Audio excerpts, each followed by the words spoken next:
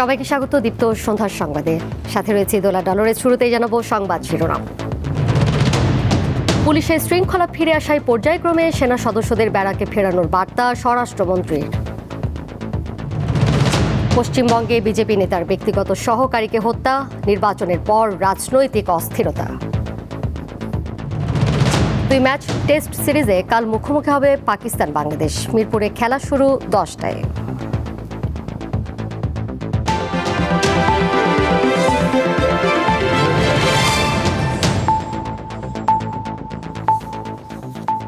মাঠে থাকা সশস্ত্র বাহিনীর সদস্যদের পর্যায়ক্রমে প্রত্যাহারের সিদ্ধান্ত নেওয়া হচ্ছে বলে জানিয়েছেন স্বরাষ্ট্রমন্ত্রী সালাউদ্দিন আহমদ।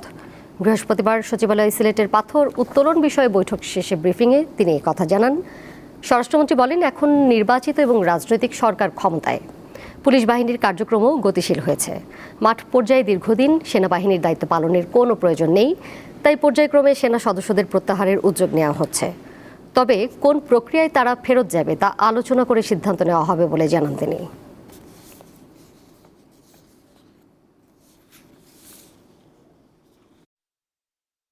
নির্বাচিত সরকার, রাজনৈতিক সরকার দায়িত্ব গ্রহণ করেছে।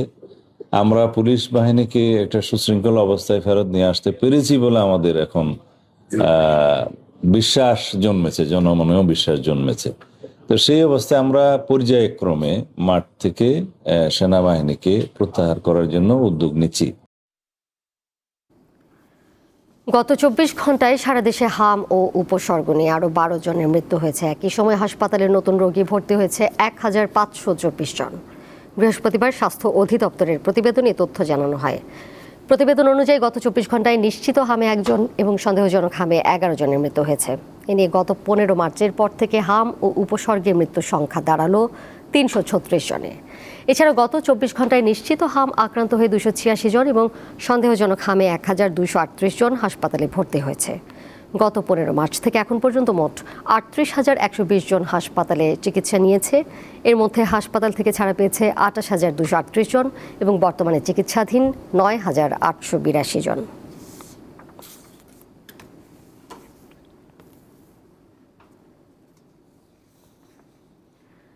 রাজধানীর শাপলা চত্বরের ঘটনায় বিচারের মুখোমুখি হচ্ছেন সাবেক মন্ত্রী দীপু মনি ও 2 সাংবাদিক ফারজানা রূপা এবং মোজাম্মেল বাবু। চিফ প্রসিকিউটর অভিযোগ করে বলেন, মৃত্যুর তথ্য লুকানো ও ঘটনা ভিন্ন খাতে নেওয়ার চেষ্টার অভিযোগ রয়েছে তাদের বিরুদ্ধে। বৃহস্পতিবার ব্রিফিংয়ে তিনি এই অভিযোগ করেন। আগামী 14 মে 3 জনকে হাজির করার নির্দেশ দিয়েছে আন্তর্জাতিক অপরাধ ট্রাইব্যুনাল।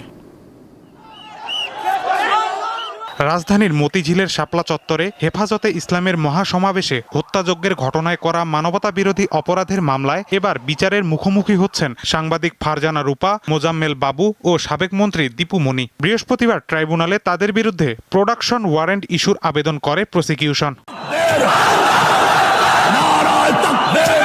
তদন্তে উঠে আসে শাপলা চত্বরের হত্যাযজ্ঞের সময় পররাষ্ট্রমন্ত্রী ছিলেন দীপু মনি। ওই দিন আইন শৃঙ্খলা রক্ষাকারী বাহিনীর সদস্যরা একদল উচ্ছৃঙ্খল মানুষকে নির্মূল করেছেন বলে আন্তর্জাতিকভাবে প্রচার করেন তিনি। এছাড়া শুরু থেকেই হেফাজতে ইসলামের মহাসমাবেশকে উস্কানিমূলক হিসেবে 71 টেলিভিশনের মাধ্যমে প্রচার করেন 2 সাংবাদিক। বৃহস্পতিবার শুনানি শেষে এ বিষয়ে আদেশ দেন আন্তর্জাতিক অপরাধ ট্রাইব্যুনাল 1-এর বিচারক প্যানেল। তৎকালীন 71 টেলিভিশন এবং মোজাম্মেল বাবু, ফারজানা রূপা, তাদের যে একটা ভূমিকা ছিল এই হেফাজত ইসলামের এই ঘটনাটাকে আপনার ভিন্ন খাতে প্রবাহিত করবার জন্য যে একটা প্রচেষ্টা ছিল, তাতে করে আমাদের কাছে মনে হয়েছে যে এইটাও একটা সিস্টেমেটিক ক্রাইমের মধ্যেই ছিল। তারা একটা পূর্ব পরিকল্পনা মাফিক এবং তাদের একটা সিস্টেমেটিক্যালি প্ল্যান ওয়াইজ তারা এই কাজটা করেছে। ফারজানা রূপা, মোজাম্মেল বাবু, পররাষ্ট্রমন্ত্রী দীপু মনি, এই 3 জনকে আপাতত আমরা তারা যেহেতু হেফাজতে আছে তাদেরকে আমরা প্রোডাকশন চেয়েছি।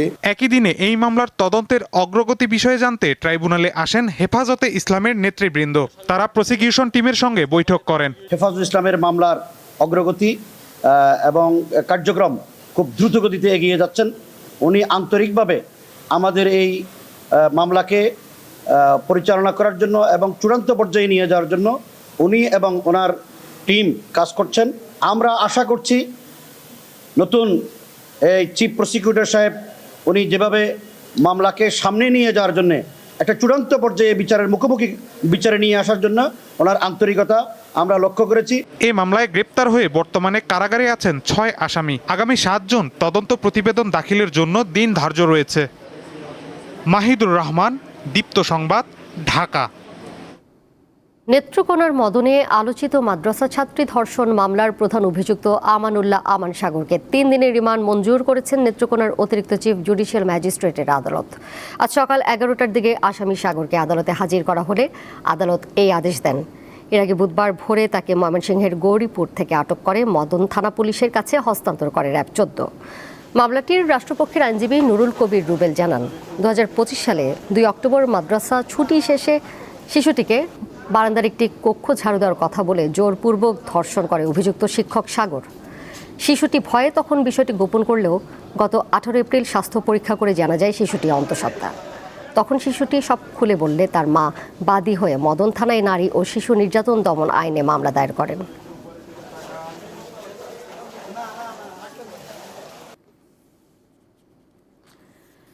প্রশিক্ষণবিহীন কোনো শিক্ষক শ্রেণীকক্ষে প্রবেশ করতে পারবেন না বলে জানিয়েছেন শিক্ষা প্রতিমন্ত্রী ববি হাজ্জাজ।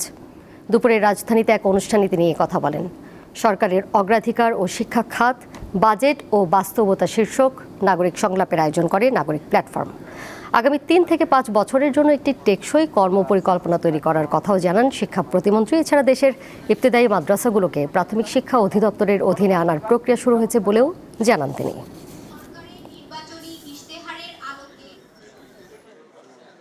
ট্রেনিং না দিয়ে আমরা ক্লাসরুমে ঢুকাবো না, এবং এখন তাদের ওই যে গত বছর পরীক্ষা দিয়ে এবছর নিয়োগ পেয়েছে 14,500 টিচার, তাদের ট্রেনিং প্রস্তুতি চলছে।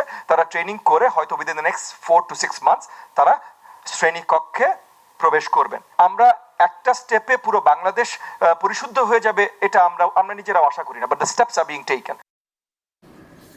তথ্য প্রযুক্তির যুগে রাষ্ট্র এখন আর গণমাধ্যমকে নিয়ন্ত্রণ করতে পারবে না বলে জানিয়েছেন তথ্য ও সম্প্রচার মন্ত্রী জহিরুদ্দিন স্বপন। রাজধানীতে international cable TV broadcasting and communication expo 2026 এর উদ্বোধনী অনুষ্ঠানে তিনি আরও বলেন, সরকারের জবাবদিহিতার বাইরে থাকার কোনো সুযোগ নেই। এছাড়া বিগত সরকারের মুক্ত গণমাধ্যমের মিথ্যা প্রতিশ্রুতি ছিল বলেও মন্তব্য করেন তিনি। অনুষ্ঠানে কেবল অপারেটর অ্যাসোসিয়েশন অব বাংলাদেশের নেতারা অসাধু ব্যবসায়ীদের প্রতি সরকারের কঠোর পদক্ষেপ নেওয়ার আহ্বান জানান। দেশের ব্রডকাস্ট, কেবল অপারেটর, টেলিভিশন চ্যানেল ও আইএসপি প্রতিষ্ঠানগুলোকে নিয়ে আয়োজিত এই প্রযুক্তি প্রদর্শনী চলবে আগামী 9 মে পর্যন্ত।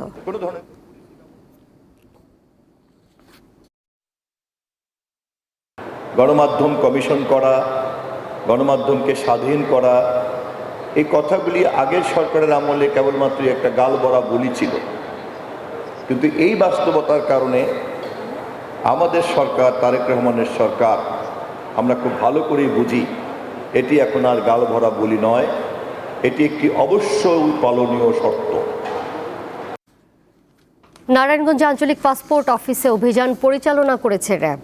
এ সময় দালাল চক্রের 7 জনকে আটক করা হয়। দুপুরে জেলা প্রশাসনের নেতৃত্বে র্যাব 11 এই অভিযান পরিচালনা করে। অভিযানে আটক ব্যক্তিরা হলেন বিল্লাল আসলাম, সাইফুল ইসলাম, মোহাম্মদ জিয়াউর রহমান, মোহাম্মদ ইউসুফ হোসেন, মোহাম্মদ মনিরুজ্জামান ও তানভীর মাহতাব। কর্মকর্তারা জানান, আটক 4 জনকে 10 দিনের এবং 3 জনকে 7 দিনের বিনাশ্রমে সাজা প্রদান এবং জরিমানা করা হয়।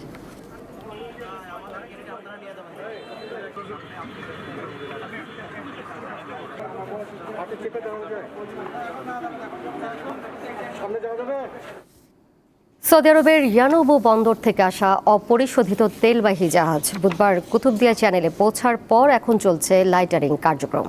বিএসসি কর্তৃপক্ষ জানিয়েছে, বিকেলের মধ্যে তেল ইস্টার্ন রিফাইনারির ট্যাঙ্কে পৌঁছেছে, তবে পুরো প্রক্রিয়া শেষ হতে রাত পর্যন্ত সময় লাগতে পারে।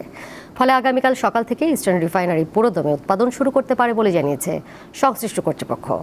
এই তেল দিয়ে ইস্টার্ন রিফাইনারি অন্তত আগামী 22 দিন নিরবচ্ছিন্ন উৎপাদন চালাতে পারবে। এছাড়া সংযুক্ত আরব আমিরাত থেকে আরও 1 লাখ টন ক্রুড অয়েল নিয়ে আগামী 10 মে চট্টগ্রামে পৌঁছার কথা রয়েছে এমটি ফসিল জাহাজের। দেশের বাইরের খবর। বিধানসভার নির্বাচন পরবর্তী ফলাফলকে কেন্দ্র করে ভারতের পশ্চিমবঙ্গে শুরু হয়েছে রাজনৈতিক অস্থিরতা। গুলি করে হত্যা করা হয়েছে বিজয়ী দল বিজেপির নেতা শুভেন্দু অধিকারীর ব্যক্তিগত সহকারী চন্দ্রনাথ রথকে। স্থানীয় সময় বুধবার রাতে এই ঘটনা ঘটে। আনন্দবাজার জানিয়েছে, উত্তর 24 পরগনার মধ্যম গ্রামের দোহারিয়া অঞ্চলে চন্দ্রনাথের গাড়ির পিছু নেয় দুর্বৃত্তরা। গাড়ির সামনের সিটে বসেছিলেন চন্দ্রনাথ, পরে তার গাড়ি লক্ষ্য করে 4 রাউন্ড গুলি করা হয়। বিজেপির দাবি 3টি গুলি চন্দ্রনাথের বুকে লাগে। অতিরিক্ত রক্তক্ষরণে ঘটনাস্থলেই তার মৃত্যু হয়। এ সময় তার গাড়িতে থাকা আরও এক যুবক গুলিতে গুরুতর আহত হয়েছেন। এছাড়া আইনশৃঙ্খলার চরম অবনতি ঘটেছে রাজ্য জুড়েই। পশ্চিমবঙ্গ পুলিশের ভারপ্রাপ্ত মহাপরিচালক সিদ্ধনাথ গুপ্ত বুধবার জানান, সর্বশেষ 48 ঘন্টায় রাজ্যের বিভিন্ন জায়গা থেকে 4 শতাধিক মানুষ গ্রেপ্তার হয়েছেন। আটক করা হয়েছে আরও প্রায় 1100 জনকে।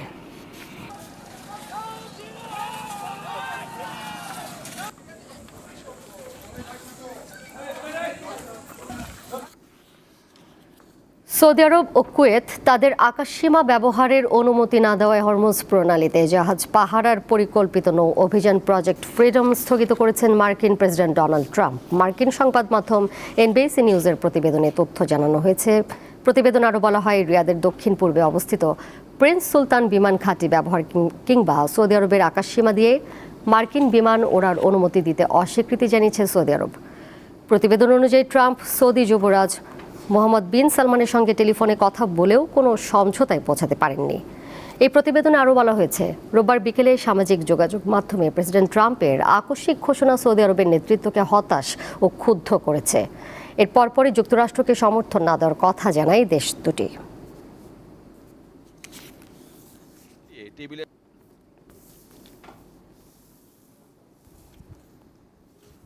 খেলার খবর। 6 মাস পর আবারও লাল বলের ক্রিকেটে ফিরছে বাংলাদেশ। শুক্রবার মিরপুরের হোম অফ ক্রিকেটে প্রতিপক্ষ পাকিস্তানকে আতিথ্য দেবে স্বাগতিকরা। খেলা শুরু সকাল 10টায়।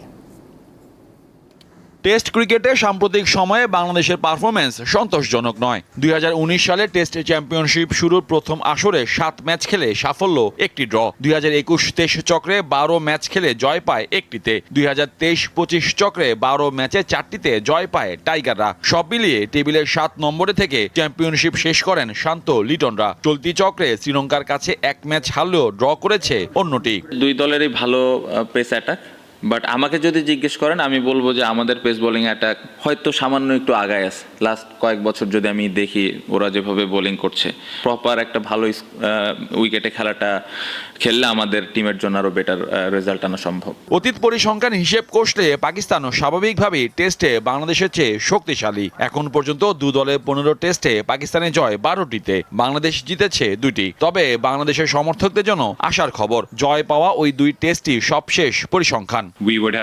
প্রতিটি দলেরই একটি নিজস্ব শক্তি থাকে। আমরা আমাদের দক্ষতা ও নিজেদের মতো করে বিষয়গুলো বিবেচনা করি। আমরা 16 সদস্যের একটি ভারসাম্যপূর্ণ দল নিয়ে এসেছি, যারা প্রায় সব কন্ডিশনেই খেলতে পারে। 2024 সালে রাওয়ালপিন্ডিতে পাকিস্তানকে 2-0 ব্যবধানে হারিয়ে ইতিহাস করেছিল বাংলাদেশ। এবার তার পুনরাবৃত্তি হবে কিনা জানতে চাইলে স্বাগতিক কাপ্তান জানান, সিরিজে ভালো খেলাটাই বেশি গুরুত্বপূর্ণ। মোহাম্মদ হাসিব, দীপ্ত স্পোর্টস, ঢাকা। 2025 সালের বিপিএলের একাদশ আসরে কয়েকটি দল, ক্রিকেটার ও কোচের বিরুদ্ধে স্পট ফিক্সিংয়ের অভিযোগ উঠেছে। অভিযোগ ওঠার পর তৎকালীন বিসিবির সভাপতি ফারুক আহমেদ 3 সদস্যের একটি স্বাধীন তদন্ত কমিটি গঠনের নির্দেশ দেন। তদন্ত কমিটি দীর্ঘ অনুসন্ধান শেষে প্রায় 900 পৃষ্ঠার একটি প্রতিবেদন তৈরি করে। পরে সেই প্রতিবেদন বিসিবির সর্বশেষ সভাপতি আমিনুল ইসলাম বুলবুলের কাছে জমা দেওয়া হয়।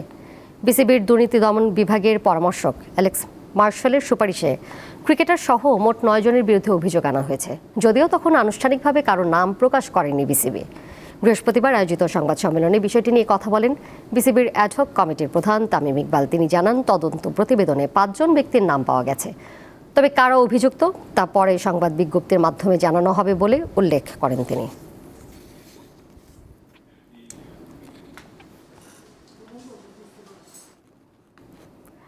পঁয়তাল্লিশতম জাতীয় সাইক্লিং চ্যাম্পিয়নশিপের individual time trial women 30 kilometres ক্যাটাগরিতে ব্রোঞ্জ জিতেছেন দীপ্ত টিভির ব্রডকাস্ট জার্নালিস্ট শিউলি শবনম। এর আগে শিউলি শবনম জাতীয় সাইক্লিং প্রতিযোগিতায় 41 ও 42 আসরে যথাক্রমে ব্রোঞ্জ ও সিলভার পদক জেতেন। সকালে জাতীয় স্টেডিয়ামে শুরু হয় 3 দিনের এই প্রতিযোগিতা। বিকেলে এবারের আসরের উদ্বোধন করেন যুব ও ক্রীড়া প্রতিমন্ত্রী আমিনুল হক। বাংলাদেশ সাইক্লিং ফেডারেশনের আয়োজনে অনুষ্ঠিত এই প্রতিযোগিতায় অংশ নিয়েছেন দেশের বিভিন্ন জেলা ও সংস্থার প্রতিনিধিত্বকারী প্রতিভাবান সাইক্লিস্টরা। টুর্নামেন্টে ট্র্যাক সাইক্লিংয়ের অন্তর্ভুক্ত রয়েছে স্প্রিন্ট, টাইম ট্রায়াল ও প্যারাশুট। 23টি ইভেন্টে 22 দলের 224 জন পুরুষ ও নারী সাইক্লিস্ট লড়ছেন এবারের জাতীয় চ্যাম্পিয়নশিপে।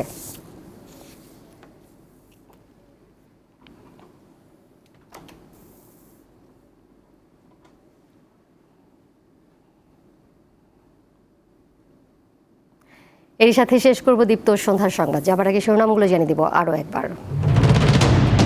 পুলিশের শৃঙ্খলা ফিরে আসায় পর্যায়ক্রমে সেনা সদস্যদের ব্যারাকে ফেরানোর বার্তা স্বরাষ্ট্রমন্ত্রীর।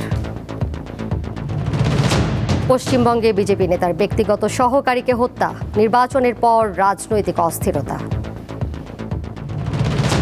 2 ম্যাচ টেস্ট সিরিজে কাল মুখোমুখি হবে পাকিস্তান বাংলাদেশ। মিরপুরে খেলা শুরু সকাল 10টায়।